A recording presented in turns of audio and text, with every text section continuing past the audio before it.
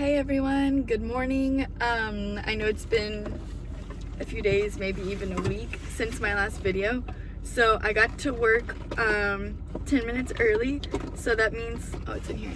I do have the opportunity to put in a little vlog. So just a regular day in the life of a diabetic. I had to change, I got a cool new patch. It says type 1 diabetic for my Dexcom so it won't fall off early again, or cover it with a huge ugly patch.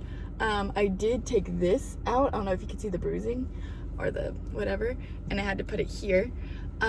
So with that, I did get the alarm in the middle of the night, saying first of all that I only had 15 units left, which typically means that there's air bubbles at the end of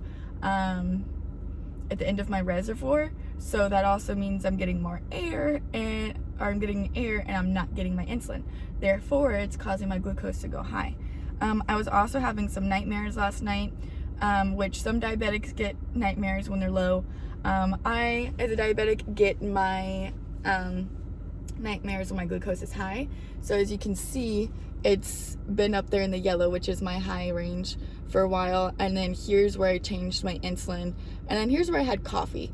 I only take half of what I need to for coffee, insulin wise, because if I take the full dosage, what happens is, at least with me specifically, please keep in mind that every diabetic reacts differently. There is like a general rule of thumb for everything, but every diabetic reacts differently. Actually later today, maybe I actually even want to put up a video of the formula to help you figure out your dosages, whether it's a basal or bolus. Train of thought.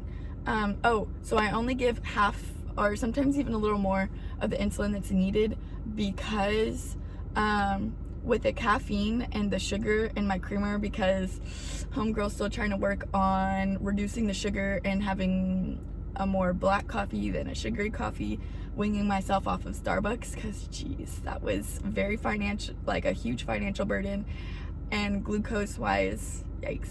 So anyways, what happens is not only does the sugar help elevate me, but so does the caffeine, because it's really getting your blood pumping. It's waking you up, it's making you alert. So therefore my glucose rises. So whenever you always have your coffee crash, when the coffee crash hits, it hits me twice as hard.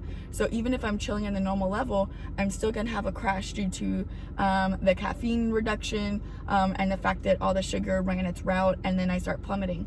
So as a diabetic, until I can figure out like a spot on method, it's kind of what I do. I sacrifice a little bit of my long-term health because I'm keeping elevated levels. Sorry, I keep trying to cover this. I'm at my school right now and I'm about to go in for my shift, but I also don't like people knowing where I work.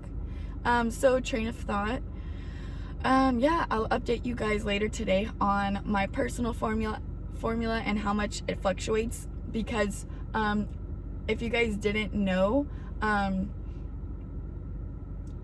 even if the same diabetic ate the same amount of healthy food, the same amount of carbs, calories, everything, had the same amount of sleep, everything, took the same amount, the same meals at the same time all the time, or whatever, the diabetic is still always going to have fluctuations.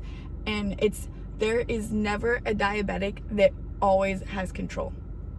They might get into a good rhythm. Those who have been diagnosed for 20 years or more get into a good rhythm. However, yeah, your levels will still fluctuate because of, please watch my video later today or potentially tomorrow on my off day, of the crazy insane formula that fluctuates the diabetic's reactions.